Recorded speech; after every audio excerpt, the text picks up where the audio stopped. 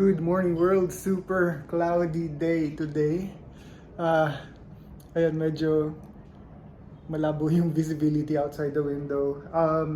Natapos ko na actually yung registration ng sasakyan. Inabot ako hanggang LTO Manila, yung sa likod ng Manila Post Office, yung malapit sa National Museum kasi nandun daw kinokollect ngayon yung mga plaka. So, pumunta pa ako doon.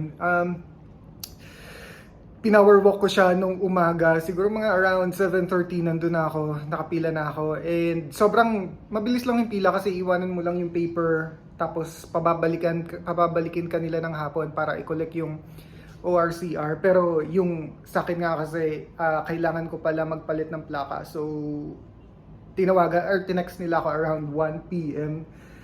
And then sinabi nila na mayroon akong may alarm ako na kailangan i-settle sa Manila LGU, which is yung ginawa ko. Hindi naman talaga siya totally alarm. So, yung plaka lang siya. And happy ako na tapos na yun. Today, plano namin pumunta ng SMX sa Maimoa. Meron kaming aatenan doon na parang event or maliit na convention. It's for mga school sa Canada. So, titingin-tingin kami if may mga school na pasok sa budget and try ko mag-apply or mag-enroll doon. Wala naman akong gagawin. Tingnan muna natin ngayon si Candy. And nag-flare siya sa akin. Hindi ko alam kung bakit. Hindi. Nakita niya kasi si Pinky, which is nandito sa kabilang tank. Sobrang laki na nila. Mga mahigit 1 year old na sila. Mahigit 1 year na rin sila sa amin. And galing to sa fry ni Nin, dun sa kapatid ko, na dating nag-aalaga ng betta fish. Tingnan din natin yung mga halaman. So, surviving pa rin yung maliit na kamatis na yun. Ito medyo medium size pero ang pinakamalaki talaga itong tatlong yan. And nadiligan ko na sila kaninang umaga. Nabasa ko kasi sa isang WikiHow, dapat daw every morning lang dinidiligan yung mga kamatis. Pero kapag sobrang init talaga ng temperature, pwedeng dagdagan ng tubig pag mga tanghali, ganyan. Kapag halimbawa nagsimulang malanta yung daon nila. Pero hindi nga umiinit kasi dito kasi parang naarawan lang sila from 6 a.m. to around 10 a.m. and afternoon wala nang araw, parang natatakpan na siya nitong or nasa kabilang side na siya ng condo. And yun yung isa pang problem nila. I think kulang talaga sila sa araw. Yan yung view natin today. Napakaganda ng Ilog Pasig. Medyo nabawasan yung mga lumot niya today. Nung nakaraan kasi para siyang binuhusan ng pinturang kulay green. And medyo parang pabaliktad din yung agos niya ulit today.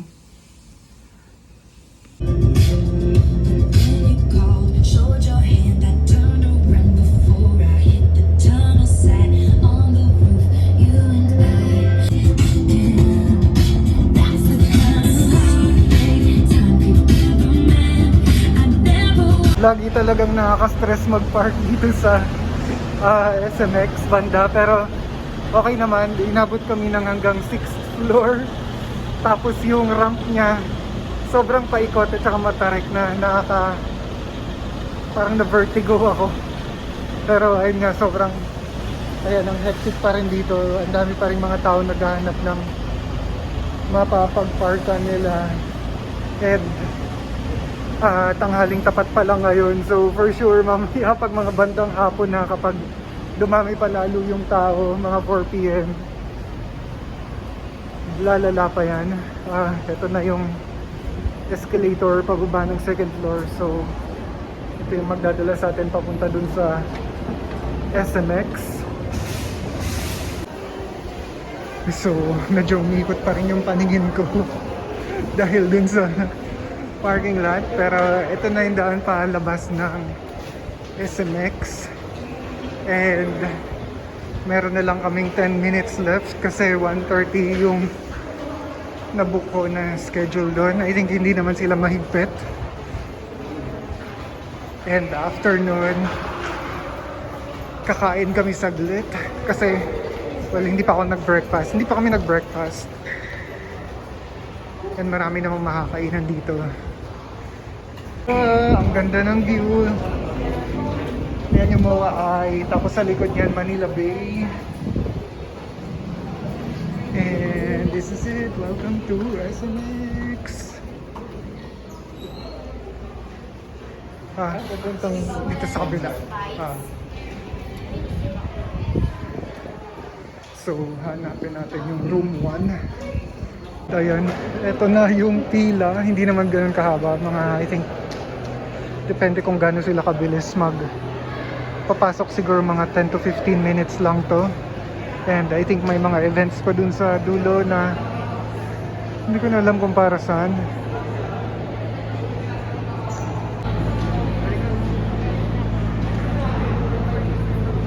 Okay, so nakuha ko na yung stamp card ko and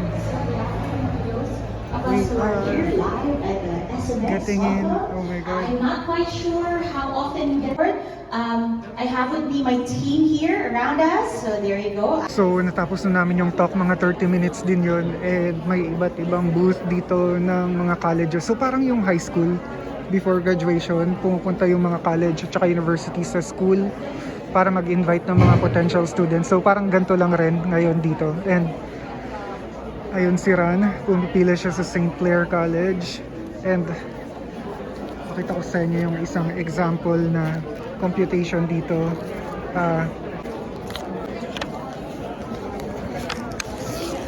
So ito for Ontario Tech. Ontario Tech is one of the popular universities in Toronto, in Ontario. So ayan, 26,000 Canadian dollars to 34,000 Canadian dollars yung price niya. Annual na yan, per year. So, i-multiply nyo lang yung 26,000 to the current conversion rate ng peso to Canadian dollar, which is I believe 41 pesos to 42 pesos per $1, 1 Canadian dollar. Maghahanap na kami ngayon ng makakainan. Tapos na kami dun sa school fair.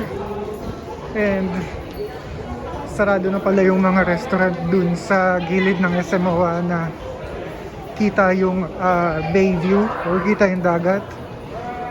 So hindi namin alam kung saan kami pupunta ngayon. Ako gusto ko lang talaga mag-coffee.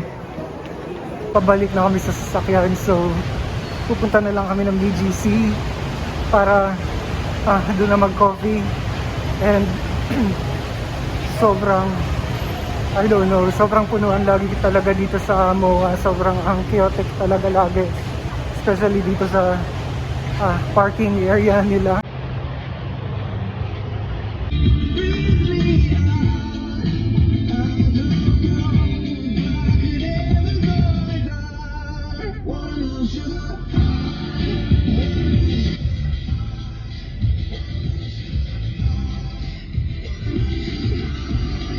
Alright, let's go. Nakakamiss yung BGC. So ngayon alam na namin kung saan kami mag-coffee sa Pinks. And dito na lang rin yun, few steps away. Ito yung Pinks Burger. And maganda yung seat na nakuha namin. So ang view niya is itong building ng bagong Philippine Stock Exchange, and naka-on ngayon yung fountain nila, although kuminto lang saglit, pero ayan, papangat na ulit yung tubig. And ngayon ko na lang ulit nakitang naka-on yan since nag-lockdown ng 2020. Wala silang coffee today, or wala na daw talaga silang coffee, so itong french fries na lang in order ko. And si Ran order siya nung ginger ale. And after nito siguro mag-ikot-ikot pa kami and then uuwi na. Perfect. Nag-umpisang umulan and I think yun na yun. Pabalik na kami or pauwi na kami. This day is not as productive as I hoped for. I think sobrang mahal nung mga tuition fees ng mga school na napuntahan naming fair. Try kong maghanap pa ng iba na pasok talaga sa budget, yung hindi kailangan maglabas ng millions of pesos because I don't have that yet. And also, hindi kami nakapag-coffee, so siguro ay, sa bahay na lang, may coffee naman doon. I think that's it for today. Thank you sa pagsama sa amin and kita-kits ulit next vlog. Bye-bye.